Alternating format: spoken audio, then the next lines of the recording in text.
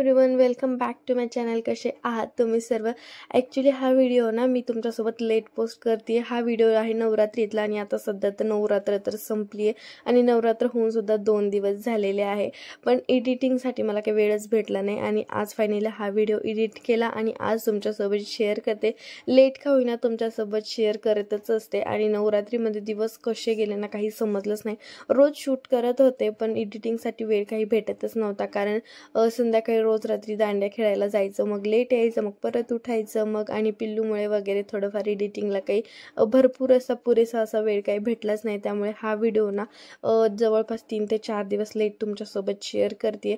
आणि मला त्या दिवशी करायचं होतं कन्यापूजन आणि ज्या दिवशी मला असं स्पेशल काय करायचं असतं ना, पिल्लू बघा कसं आधीमध्ये करतं, त्याचा झोपायचा टाईम होता पण त्याला झोपायचं नाही आणि सकाळपासून पण आज ना दिवसभरात तो एकदाही झोपलेला नाही. रोज तो आंघोळ झाल्यानंतर झोपतो पण आज त्याही वेळी तो झोपला नाही. आणि आजच्याच दिवशी मला एवढी कामं होते. कन्यापूजनाचा स्वयंपाक करायचा होता, जवळपास 10-11 मुली जेवणासाठी बोलवल्या होत्या आणि कालच्या दिवशी गल्लीमध्ये सगळीकडे कन्यापूजन होतं आणि मग माझ्याकडे ज्या कन्या मी बोलवल्या तर त्या जेवल्या नसत्या आल्या, असं फक्त 1-2 घास खाल्ले असते. त्यामुळे मी कालच्या दिवशी काही केलंच नाही. दसऱ्याच्या 1 दिवस आधी कन्यापूजन मी करायचं ठरवलं. त्या दिवशी जास्त कुणाकडे कन्यापूजन नव्हतं आणि अष्टमीच्या दिवशी ना सगळीकडे कन्यापूजन असतं, त्यामुळे मग त्या दिवशी मी काही ठेवलं नाही. त्याच्या दुसऱ्या दिवशी कन्यापूजन माझ्याकडे ठेवलं, जेणेकरून सगळ्या मुली माझ्याकडे येतील, आनंदी मस्त सगळं पोटभर जेवण वगैरे करतील. आणि सगळ्यांचं तर पूजन करून घेतलं आणि त्रिशाचंही आता कन्यापूजन करून घेतलं. आणि जेव्हा कन्यापूजन करत होते ना तर तेव्हा मला माझं लहानपण आठवलं. तर माझ्या लहानपणी ना मी पण सगळीकडे कन्यापूजनासाठी जायचे, जिथं बोलवलं तिथे जायचे. कॉलनीमध्ये जवळपास एकाच दिवशी 10 घरं तरी होतच असतील. भूक नसेल ना तरी जायचं, ताटामध्ये 1-2 घास का होईना खायचे, थोडं थोडं द्या म्हणायचं, थोडंसं खायचं.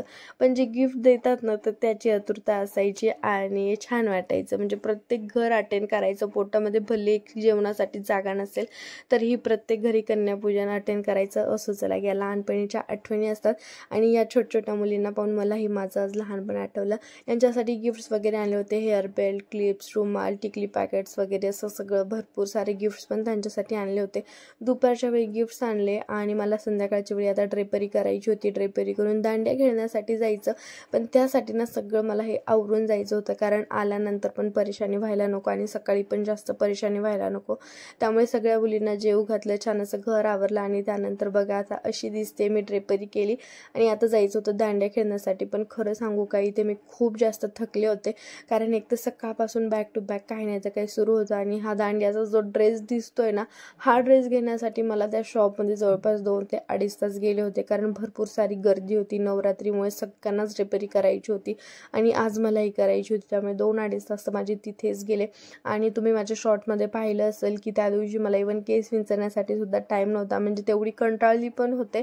आणि ॲक्च्युली तर 8 दिवसापासून झोपही व्यवस्थित नव्हती, त्यामुळे जरा खूपच सिकनेस आल्यासारखं वाटत होतं. आणि चला आता संध्याकाळी दांड्या खेळण्यासाठी तर आले. पण खरं सांगू का, इथे आज पिल्लूला काय झालं होतं माहीत नाही, दिवसभर तर झोपलाही नाही. आणि जेव्हा दांड्या खेळत होते तेव्हा पण तो सारखं माझ्याकडे येत होता आणि म्हणत होता की तू खेळूच नको. आणि त्रिशा बघा, यावर्षी ना त्रिशा मोठ्या मुलांच्या ग्रुपमध्ये घुसत होती की तिला खेळायचंच आहे आणि सर्वांनी तिला खेळू पण दिलं, कारण तिला छान असं जमत पण होतं. सगळे क्यूट असं तिच्याकडे बघत होते आणि खरं सांगू ना तर तिला या दांड्यामध्ये अवॉर्ड पण भेटला. लहान मुलांमध्ये ती छान खेळत होती, त्यामुळे तिला प्राईजही भेटलं आणि मलाही प्राईज भेटलं.